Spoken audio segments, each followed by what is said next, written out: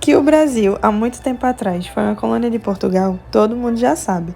Mas você sabia que grande parte do território atual do Nordeste brasileiro foi invadido e dominado pelos holandeses?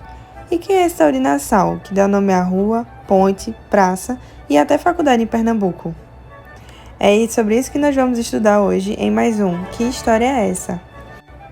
Fala galera do sétimo ano, eu sou a professora Beatriz e hoje nós vamos aprender sobre o período denominado Brasil holandês, ou neerlandês, como muitos costumam preferir. Antes da gente começar, não esquece de curtir nosso canal e compartilhar com todo mundo e vamos embora!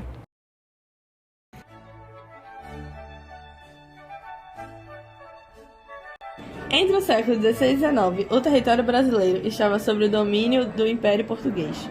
Ao longo dos anos, os portugueses trouxeram seu modo de vida para a colônia, como língua, religião, costumes de uma forma geral, extraindo da terra tudo aquilo que pudesse gerar lucro para a corte. Uma dessas formas de exploração foi o cultivo da cana-de-açúcar, produto de destaque dos séculos XVI e XVII em diversos mercados, principalmente no europeu. As primeiras mudas do produto foram plantadas aqui por Martim Afonso de Souza, português responsável pelo início da colonização. Com o tempo, percebeu-se que as terras do norte da colônia tinham as melhores condições para o plantio da cana, o que permitiu ao Nordeste tomar a dianteira no processo econômico do açúcar. A tarefa para produzir o açúcar, entretanto, não era nada fácil ou barata. A cana era produzida no engenho através da mão de obra escrava. Ela era moída, tinha um caldo fervido, transformado em açúcar, separado e enviado para o porto e posterior transporte. Mas o açúcar produzido deveria ser refinado para atender aos interesses dos mercados. Mas espera aí, para a gente entender tudo isso, o que isso tem a ver com os holandeses? Calma que já já a gente chega lá.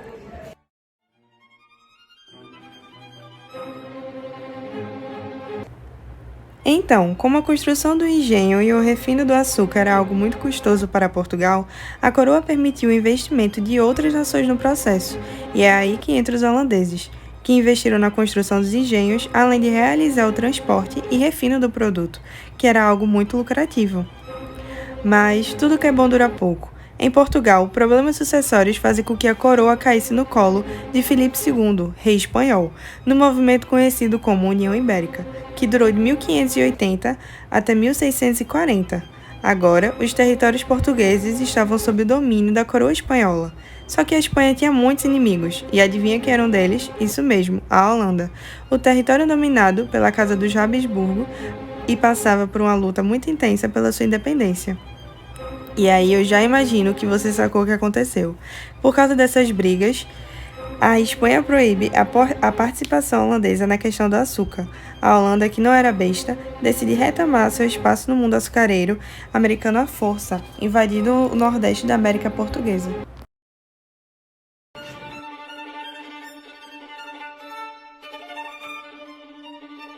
Sobre a invasão, é bem verdade que o início foi desastroso. Em 1624, os holandeses invadem Salvador, que era a capital da colônia, mas são expulsos um ano depois.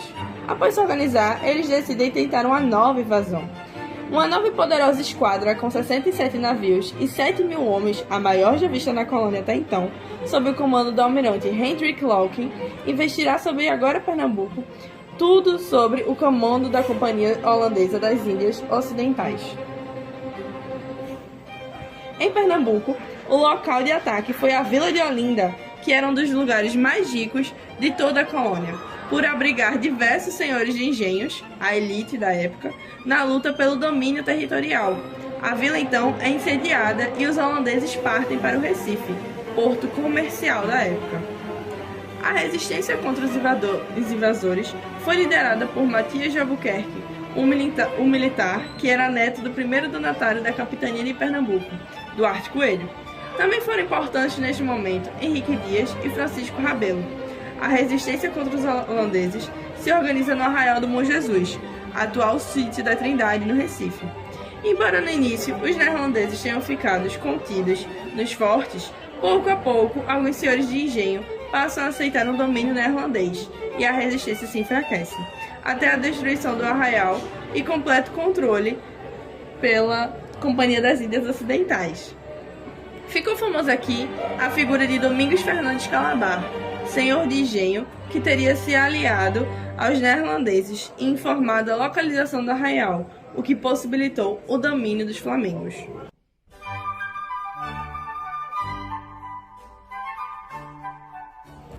Bom, depois de tudo que eu falei aqui, vocês já perceberam que o negócio ficou tenso em Pernambuco.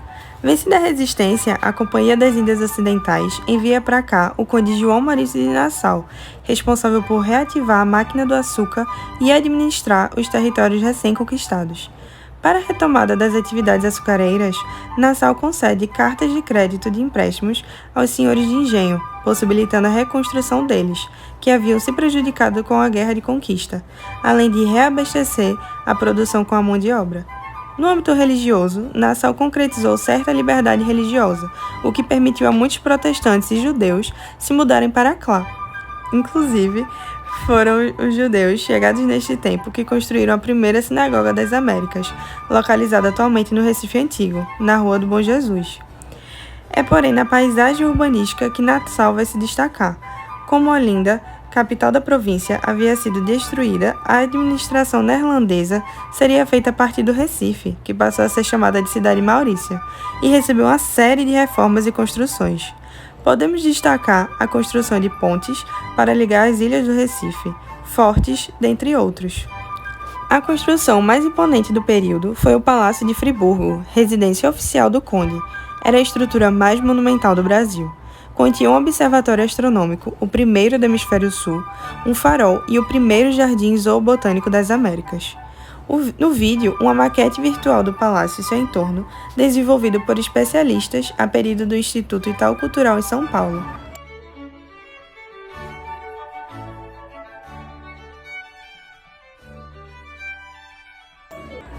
Também é deste período a chegada, a mando de Nassau, de diversos artistas que contribuíram para a criação de uma imagem da capitania no século XVII, destacando-se os pintores Frans Post e Albert Eekhout.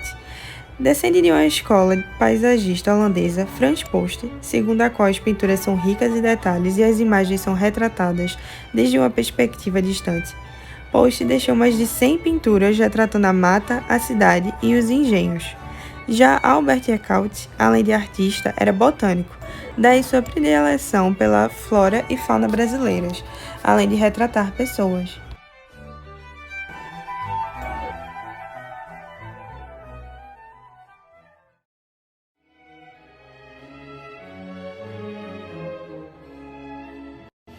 Sobre a crise e o fim do domínio neerlandês em Pernambuco, na década de 40 dos anos 1600, por causa das disputas políticas, a Companhia das Índias Ocidentais dispensa Nassau, que volta à Europa, e a administração pós-Nassau da Companhia das Índias desagradou a elite local de Pernambuco.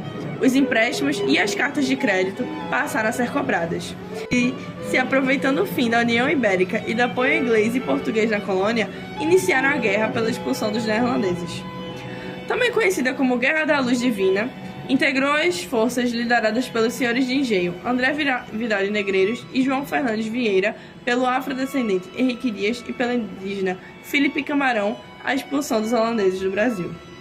A rendição foi assinada em 1654, mas só provocou efeitos plenos em 1661, com a assinatura da Paz de Haia, onde Portugal concordou em indenizar os Países Baixos com 2 colônias e 8 milhões de florins, equivalente a 63 toneladas de ouro. De acordo com alguns historiadores, o movimento assinalou ainda o germe do nacionalismo brasileiro, pois os brancos africanos e indígenas fundiram seus interesses na expulsão do invasor.